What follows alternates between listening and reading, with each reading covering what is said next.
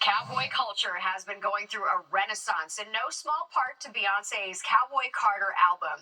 In this week's episode of Street Soldiers, Lisa Evers takes a closer look at how Queen Bee's latest project has jump-started a bigger conversation about race and identity within the genre.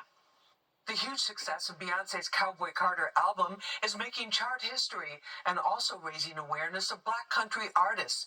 There are many who have headlined shows for years, but were often overlooked by the predominantly white country mainstream.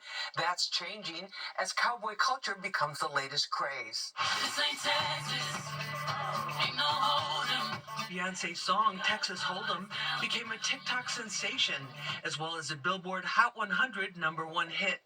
Other song collaborations from the album have made it to the prestigious chart and given some Black female country singers their first Hot 100 rankings. Case in point, country music pioneer Linda Martell.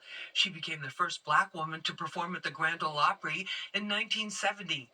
All the attention is opening eyes to the diversity that's been there all along, says New York Post lifestyle reporter Asia Grace.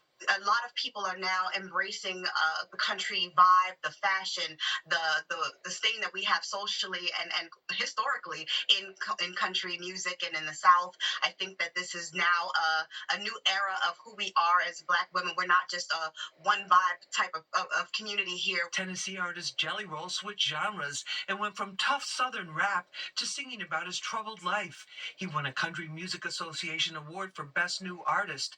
Veteran hip-hop journalist Rob Markman says there have been connections and collaborations between hip-hop and country music for years and predicts now there will be many more. In 1988, you have Kool Moe Dee with Wild Wild West.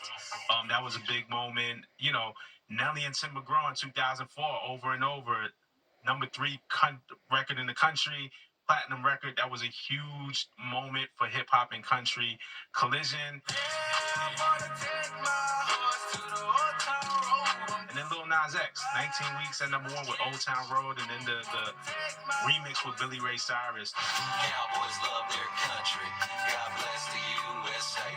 Elijah Calvin, a U.S. Army veteran known as country music artist Cowboy Calvin, firmly believes country music is for everyone of all races and backgrounds.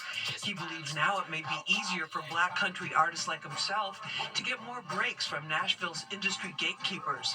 He's been at it for 10 years and is more committed than ever to building his career and his fan base. There's not a lot of people at the time, 10 years ago, that looked like me that were telling my story. So that's what inspired me to get into it, because I was like, I think more people out there need to embrace that there is a lot of Black people that are living, working in this, working on farms or living in the country and love country music. There's a lot more to this. We had so much fun getting into this country music craze with our amazing panel.